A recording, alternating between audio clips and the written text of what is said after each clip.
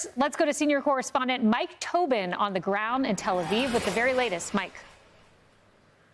And Kaylee, as the direct combat between Israel and Iran now enters its second week, Iran continues to lob missiles at Israel. Earlier today, the sirens were sounding here from the north to the south of the country. We were able to watch the missile interceptions overhead here in Tel Aviv.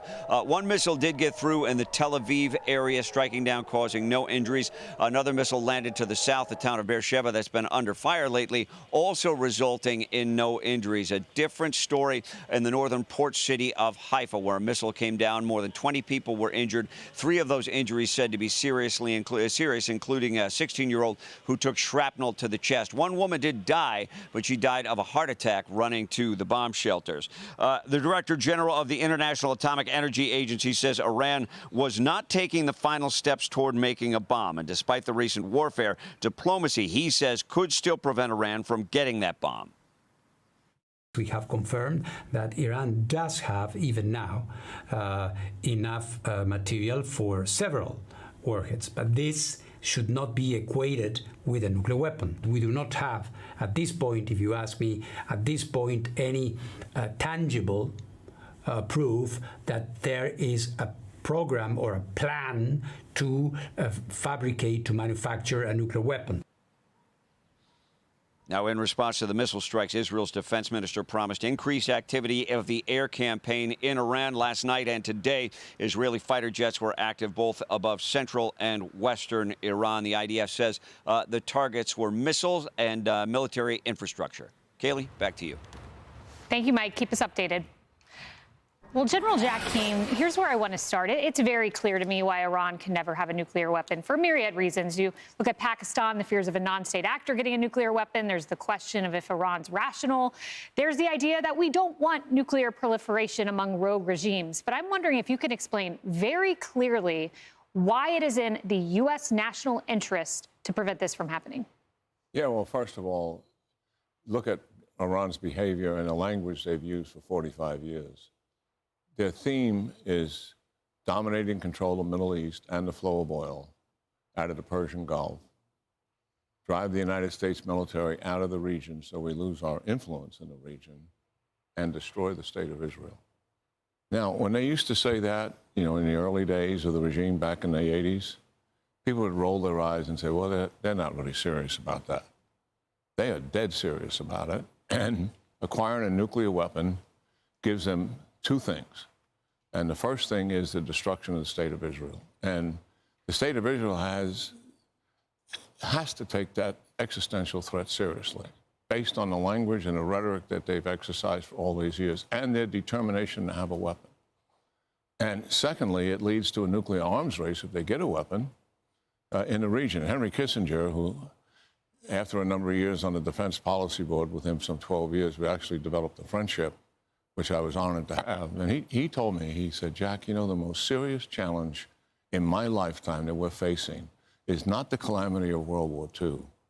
It's Iran having a nuclear weapon and the Arabs acquiring a weapon, obviously, to prevent them using it. And it would likely, given the volatility of that area, lead to the first nuclear exchange in the world. So it is in U.S. national interest Iran not to have a nuclear weapon. Certainly our ally is threatened by it, but the world is threatened by them having a nuclear weapon because of who they are. Yeah. This is a diabolical, threatening regime. The fact that they're mullahs and clerics is a fraud. These are thugs and killers who are running this regime for 45 years. Yeah, who want nuclear weapons. I want to speak to this precise moment in time, and I want to play a clip I heard last night from Rahm Emanuel. He talks about a different moment in the Situation Room. Bill Clinton, 1994, an opportunity the United States had that was not taken. Listen to this. I'm haunted by 2 things. Not haunted, but I have a flashing yellow light. In 1994, same room, Situation Room, Bill Clinton was getting basically his security team bombed North Korea. President Carter, having gone there, messed it up and messed up that opportunity, and now you have a nuclear North Korea. Is that a lesson we should look to? We could have stopped North Korea in 1994, and here we are again, history repeating itself with a fanatical regime. Yeah, absolutely. I mean, you have Grossi on here and others saying, well, we haven't even people in our intel community saying, Well, Iran hasn't made a decision to have a nuclear weapon. Are you kidding me? The only industry they spend more money on is oil. This is an enterprise. It's at 12 sites. Some of the buildings there's 25 to 30 buildings on some of these nuclear sites. Their academic universities are all tied to it in terms of research that's done with it. This is a major, major enterprise, and now they're within 2 weeks of being able to weaponize. And because they haven't made the decision to do that, we're absolutely in the same condition that we're in North Korea. If they made a decision, let's say today, 2 weeks later, now they have 9 weapons. Now they're a nuclear power. Isn't that what happened to us? And to suggest that, well, maybe we shouldn't do anything because they haven't officially made the decision to weapon. For 25 years, they've taken every step that's humanly possible, not only to develop a nuclear weapon, but also they put into this major enterprise, and this is what some people don't get, is the Ayatollah has built an enterprise that's redundant and resilient because he knows at some point it would be attacked. And he wants to absorb that attack, survive it, recover and rebuild. And he is never going to voluntarily dismantle his program with verification because it's gone. He believes some of it will be left and I can recover and rebuild. That's really where we are. That's why no progress in negotiations have been made. And that's why the only way to deal with this is you have to forcibly dismantle the program. Yeah. Sandra. What could you tell us, General Aquino, about what the president may be weighing in this very moment? We know that Caroline Leavitt at the White House press briefing yesterday made the news of laying out within 2 weeks. We'll know how the president plans to proceed. I want to also add that we just learned through sources to Fox that Senate Majority Leader John Thune has now scheduled an all-senators classified briefing on Iran-Israel on the conflict. That's set for next Tuesday, June 24th. So within 2 weeks means we could have the president tell us how he's going to move forward in an hour. It could be in a couple of days. It could be in 2 weeks. We know he's meeting with his national security team this morning. We don't know if he's emerged from that yet. But what options do you think he is seriously having to weigh in this moment? Yeah, certainly. Well, he's had 4 or 5 meetings, and these are very detailed meetings in terms of what is our policy overall. And I think when you strategically look at it, I would assume someone like Secretary Rubio is saying, given what the Israelis have done to the Iranians and how back on their heels they really are, you know, they took down 70 of their air defense batteries. There's none left. They've hit 45 military sites. They've hit every single one of the nuclear sites, all 12 plus of them, either damaged or destroyed them. There is no Air Force. It is completely destroyed. They decapitated their military and scientific leaders, as you know. And listen to this. Where are the proxies who have missiles and rockets? Not a single one of them is coming to their defense. I asked an Israeli general, what's going on with Hezbollah? Do they still have missiles? He said, yes, General, they do. They have thousands of missiles. And why aren't they coming? Why aren't they defending? The Iranians organized Hezbollah, primary mission to defend Iran. They pumped billions and billions of dollars, 150,000 rockets and missiles. Why haven't they fired any of those in defense of Iran? He said they have lost their will, and they believe that Iran is about to be finished. Where is Russia and China and North Korea, their strategic partners, then they have been cooperating, coordinating, and collaborating with each other for 4 years during the Biden administration? Where is the assistance coming to Iran, given the situation they're in?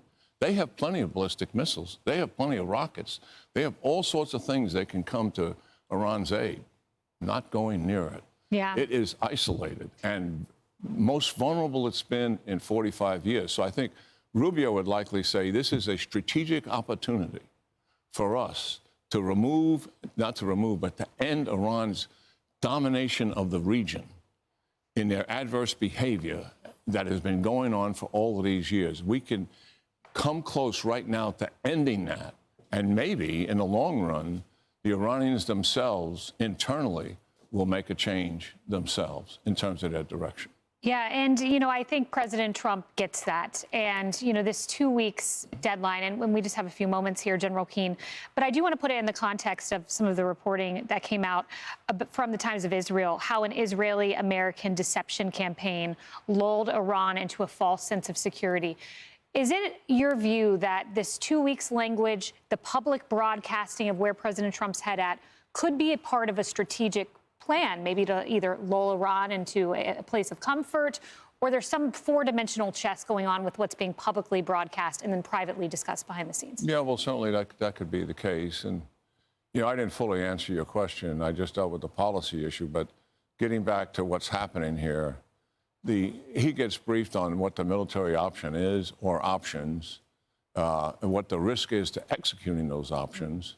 And then they will take the president down the path of what is Iran's most likely reaction to it? What are they probably going to do? What's their most dangerous course of action they would take for us? And then they'll walk him through what we would do to deal with all of that. So those things are clearly out there. In terms of the 2 weeks, I think the carrier strike group may be a factor here. It's coming from the Pacific Ocean. It arrives this weekend. I don't think it has much to do with protecting our forces as much as it has to do with retaliation against Iran if they make the decision to strike our forces. Now, obviously, they can thicken the defense, but I think that extra combat power is for that reason, and also let the Iranians see it. Yeah. And so the 2 weeks, obviously, he advertised it as he wanted to see if they're willing to make a deal. Well, they've already answered that question. It goes right back to what I said at the outset. They are not going to give up their program. They are willing to accept this attack. We say 60 days to make a deal, but they've had nearly half a century, since 1979. Hey, everyone. I'm Emily Campagno. Catch me and my co-hosts Harris Faulkner and Kaylee McEnany on Outnumbered every weekday at 12 p.m. Eastern, or set your DVR. Also, don't forget to subscribe to the Fox News YouTube page for daily highlights.